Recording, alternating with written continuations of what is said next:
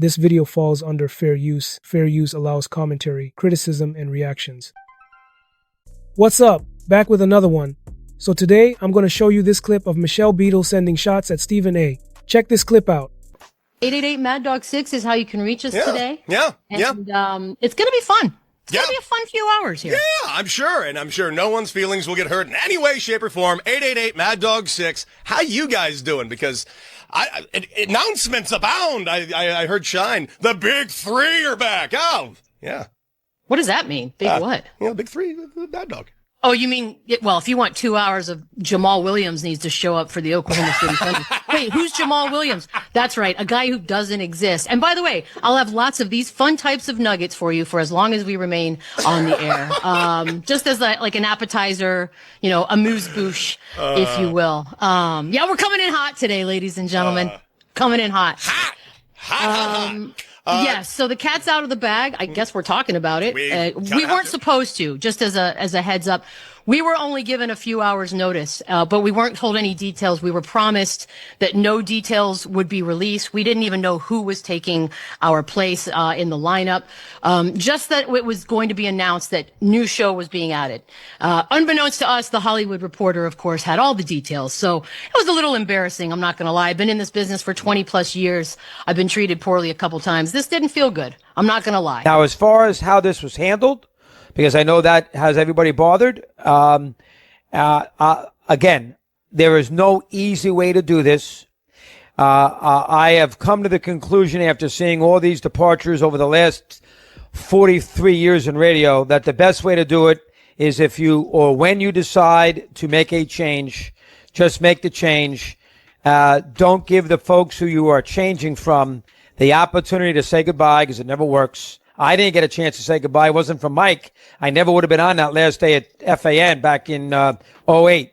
Michelle Beadle openly expressing frustration towards Stephen A. is intense. She's known for being outspoken, and it seems like there's history there.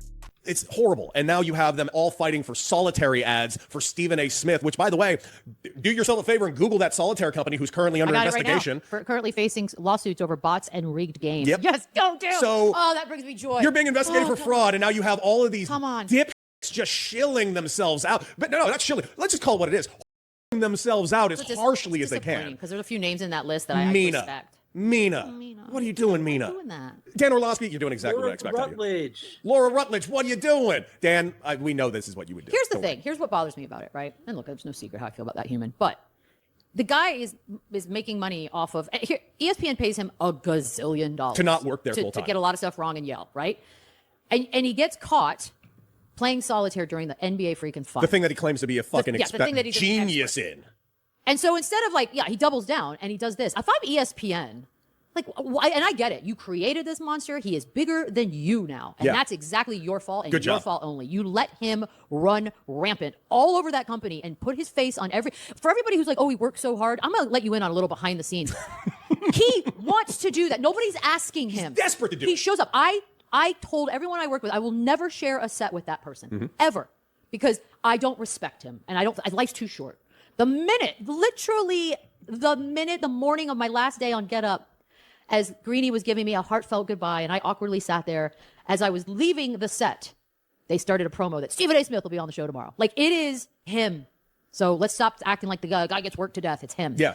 So that being said, I'm like, he made you look like fools for handing him a blank check in the first place because he doesn't even give a about the stuff that he's paid $1 gazillion to talk about, and now he's turning around and turning that into a money-making opportunity. And the money-making opportunity, turns out it looks like it's a fraudulent crap business to begin with. Honestly, I'm not a religious person, but I pray for the downfall. I really do. It's going to be amazing. It's going to be amazing. It's gross, man. You got to have principles in this thing. Look, my principles have definitely cost me money. I'm sure they've cost me jobs. I get it. But I don't regret a single one of them. And sometimes I've been very holier than thou, probably in some of the things I've believed in. All right, it was true to myself.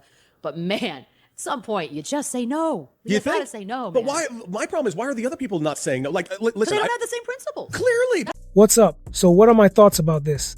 Here's the thing. Michelle Beadle speaking out about Stephen A. in light of the gambling bot allegations is one of those situations where personal history and public controversy intersect. While we don't know every detail, it's been mentioned that Stephen A. could be very hard to work with when she was at ESPN, and moments like this add weight to why she might feel the way she does now. Some people may watch this and focus purely on the gambling bot story, while others are paying attention to the dynamics behind the scenes, especially when personalities clash in high-pressure environments like sports media. Michelle Beadle has always been outspoken, so seeing her openly express frustration or hope for accountability isn't surprising to those who know her style. It's interesting because it also sparks conversations about how workplace culture and individual behavior shape public perception of high-profile figures, but moments like this highlight that influence doesn't make someone immune to criticism or scrutiny, especially when former colleagues feel strongly about past interactions.